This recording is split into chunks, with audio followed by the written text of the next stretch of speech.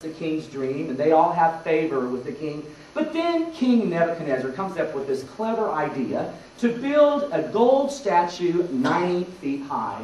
And he makes a proclamation all throughout the land that every time the band plays Hail to the Chief, that everyone has to fall on their knees and worship this statue. And if you don't fall on your knees and worship this statue, which I'm sure kind of resembled Nebuchadnezzar just a wee bit, if you didn't worship, your punishment is that you are thrown into a furnace of fire. Well, guess who doesn't bow down? The three good Jewish boys, Shadrach, Meshach, and Abednego, Daniel's three friends. These were their Babylonian names, by the way. Now, we don't know where Daniel was during this story, but for some reason he's not mentioned. But Shadrach, Meshach, and Abednego are attending this gross display of the king's idolatry. And when the music begins to play, everyone, probably thousands, maybe tens of thousands of people, everyone at this event falls on their face and they worship the golden statue, except for these three men. Picture that. And when word got back to the king, he was furious, and he ordered that Shadrach, Meshach, and Abednego be brought to him. And when they were brought to the king, he said to them, "Is it true? Is it true that you don't respect this God that I've made?" That's kind of funny right there. This God that I've made. If it is, I'm giving you a second chance.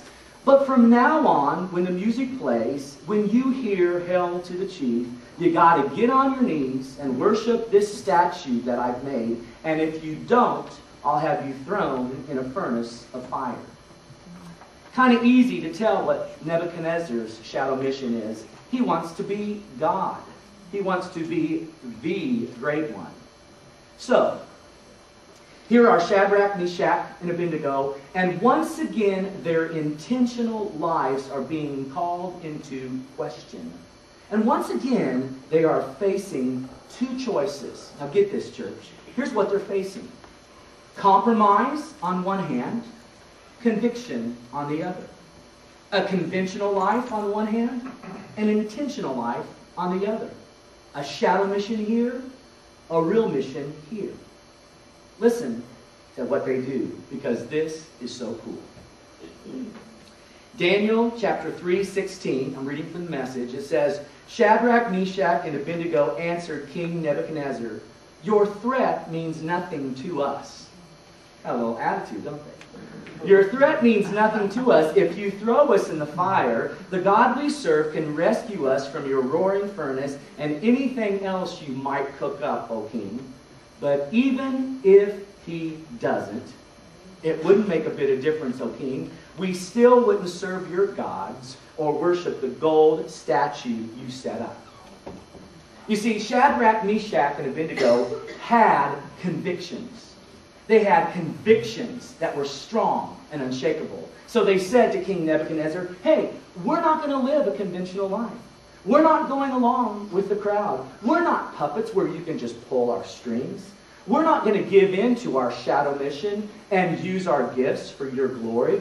We are going instead to live intentional lives, and we're going to live out our real mission, and we're going to stand by and on our convictions, and we are going to live for the glory of the one true God, and it's not you." Well, this doesn't go over very well with the king, and so he orders that they be thrown in a furnace of fire. The Bible says that the fire was so hot that it killed the men who threw them in. But the furnace wasn't that hot for Shadrach, Meshach, and Abednego. In fact, it was kind of a cool experience for them. Because when God saw what was happening, he came down from heaven and he got into the fire with them. You see, their convictions caused them to live intentional lives, and their intentional lives were viewed and seen by God, and therefore they were blessed and honored and touched by the very presence of God himself. That's another whole sermon in itself. Wow. Wow. Well, time goes on. Daniel continues to live in the palace and experience the favor of the king because he interprets the king's dreams. And the king can see that God's hand and God's touch and God's blessing are all over Daniel. And so Daniel serves Nebuchadnezzar all of his life, all of his reign, and then he serves another king called Belteshazzar, or Belteshazzar, however you say it, all during his life and his reign. And then during the reign of the third king named Darius, Daniel's life gets really tough. And his convictions are put to the test. Now, King Darius really liked Daniel. He noticed his gifts right away, and he immediately put him in charge of the whole kingdom. Now, we know what happens, don't we? Some people get real jealous of Daniel, and so they start plotting against him because they are so jealous of him. So they get together and they say, wait a minute. Now, I don't think that there's any way that we're going to be able to dig up any dirt on Daniel. He's not like the rest of the politicians around here. So the only way that we're going to be able to take him down is by coming up with something religious. So they cook up this plan, and they went to King Darius and they said, we think, O king, that it would be a great idea for the next 30 days that no one pray to any god or mortal except you, O great king. Of course, they were playing up to his shadow mission. And if anyone disobeys this decree, O great king, you should have them thrown into a den of lions. Well, King Darius says, sounds good to me. Where's the pen? Where do I sign? And so he signed the decree. Now listen, church, get this. Think about it and hear this. When Daniel learned that the decree had been signed and posted, he continued to live intentionally because of his convictions, and he continued to pray just as he had always done. His house had windows in the upstairs that opened to Jerusalem, and 3 times a day he knelt there in prayer, thanking and praising his God. Of course, his conspirators were spying on him. And when they saw him praying, they said to themselves, aha, now we've got him. We found his weakness. This guy has convictions that he's willing to die for. Wow, look at the weakness in this guy. He has convictions that he's willing to die for. And so they ran and told the king. But the king liked Daniel so much that he tried to change the law and figure out a way to get Daniel out of this mess, but there was no way out.